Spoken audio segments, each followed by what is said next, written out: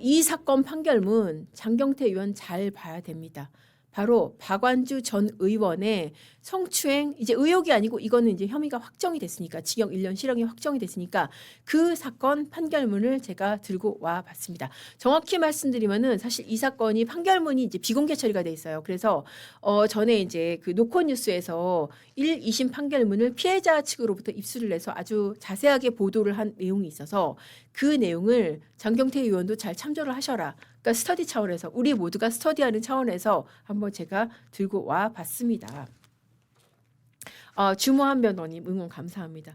정말 건국전쟁님 말씀대로 제가 댓글 한번 좀 읽어드릴게요. 특검하자더니 진짜 항소도 못하게 정말 누가 범인인지 한번 우리가 한번 지켜봐야 됩니다. 사필 기장님 말씀대로 보좌관 추행 사건이고 이 사건 경과 상세히 들려드리겠습니다. 자, 이거 박완주 사건이 어떤 사건이냐? 박완주 사건이 이제 무려 이 사람 삼선 의원이었어요. 2021년 12월 그 삼선 의원으로 그 민주당 정책위원장을 맡고 있었던 그런 사람입니다. 자, 이 사건이 이제 1심, 2심까지 나고 2심까지 난 상태에서 이제 그 판결문 구도가 이루어졌었는데요. 사건이 일어난 것은 2021년 12월 9일 밤 10시쯤입니다. 노래방에서 지금 그 자신의 그 보좌관을 강제추행을 한 겁니다. 노래방에서 이 피해자한테 성관계를 요구하는 발언을 하면서 신체 접촉을 했고 이거 한 번이 아니었습니다. 그 자기 집 앞 지하 주차장에서 한 잔 더 하자 그러면서 저항하는 피해자를 끌어내리려 한 2차 강제추행까지 있었습니다. 이것뿐만이 아니라 명예훼손 혐의도 있었습니다. 사건 발생 4개월 뒤에 피해자가 이제 더불어민주당에 신고를 했어요. 그러니까 자기 측근들한테 피해자가 이거 3억을 나한테 요구했어. 그리고 이거 법적 대응하겠어. 이런 식으로 2차 가해를 했다는 그런 혐의입니다. 자, 사건 발생 직후에는 박완주가 어떻게 대응을 했냐? 피해자한테 기억이 안 난다. 근데 이제 피해자가 공론화를 하니까 어떻게 했냐? 이거 태도를 바꿔가지고 지금 피해자가 거짓말하고 있다. 피해자가 꾸며낸 거다. 자기가 의원실 내에서 입지가 약화되니까 없는 일을 지어낸 거다. 그렇게 했습니다. 자, 그런데 법원이 어떻게 판단을 했냐? 자, 이거 1, 2심에서 당연히 이제 혐의를 부인을 했어요. 그랬는데 자, 법원이 여러 가지 대화 내용이나 이런 거를 봤을 때는 이거 없는 일이면은 피해자가 그렇게 했을 리가 없어라는 게 법원의 판단입니다. 자, 네 말대로 범행을 안 저질렀으면은 지난 목요일 일로 충격, 지난 18년이 부정될 만한 일, 뭐 이런 거를 메시지를 피해자가 보냈는데 피고인이 피해자한테 무슨 실수를 했는지 이걸 확인도 안 했다. 그거 당신이 그랬으니까 쉽게 말해서 당신이 그랬으니까 피해자가 이렇게 메시지 보낸 거 확인도 아닌 거 아니야? 이게 너무 비상식적이야 라고 법원이 판단을 한 겁니다. 자, 그리고 또 이제 이런 내용도 있어요. 대화를 하면서 기억나지 않는다. 그리고 근데 피해자가 나한테 거짓말을 할 사람은 아니다. 대선 끝나고 본인이 주변인들하고 이런 대화를 했어요. 그리고 녹취록에서도 기억이 나지 않는다라고 하면서 사과를 했었습니다. 그러니까 사건 직후에 뭐 피해자라든지 주변인들한테 이렇게 얘기를 한 겁니다. 자, 이렇게 얘기를 한 거로 봤을 때 법원이 보기에는 아니 당신이 안 그랬는데 주변인들한테 왜 그랬어? 피해자한테 왜 그랬어? 그래서 법정에서 한 그런 부인 그러니까 내가 안 그랬어요. 그 진술이 신빙성이 없다라고 본 겁니다. 자, 이걸 보면은 우리가 뭐를 알 수가 있냐? 자, 이런 성추행 사건이라는 게 증거가 잘 없습니다. 그러니까 피해자의 진술 밖에 없더라도 이렇게 지금 가해자의 태도 그리고 주변에 한 진술 이거를 기초로 해서 이렇게 유죄 판결이 날 수가 있다는 것입니다. 자, 그리고 이 사건에서의 피해자의 진술 같은 경우에도 굉장히 일관됐었습니다. 자, 사건 발생 직후에 지인한테 전화를 해서 피해 사실을 토로를 했고 이렇게 분노를 표출하면서도 또 통화 녹음하지 말라 그렇게 얘기를 했고 이런 식으로 이제 사건이 알려질 거를 본능적으로 우려를 했다는 거예요. 그리고 피해자 경찰, 검찰 그리고 법원에서의 진술도 굉장히 일관성이 있고 이런 부분들을 법원이 좀 높이 산 겁니다. 그래서 노래주점에서 사건 발생 당시 상황, 지하주차장 사건 이런 것들이 구체적이고 일관되다. 그리고 직접 경험하지 않으면 알 수 없을 정도로 굉장히 상세하다. 자, 장경태 의원 사건의 피해자도 어떻습니까? 지금까지는 굉장히 상세하죠. 구체적이고 그리고 정말 내가 당하지 않으면 알 수 없을 그런 사건들, 그런 정황들을 상세히 기술을 하고 있습니다. 자, 그리고 박완주 사건에서 법원이 주목한 게 뭐냐면은 이 사건도 사실 장경태 사건도 그런 부분이 있는데요. 피해자가 늦게 고소한 거를 문제 삼은 겁니다. 박완주도 뭐라고 그랬냐면은 아니 왜 사건 직후에 바로 고소 안 하고 4개월이 지나서 고소를 했어.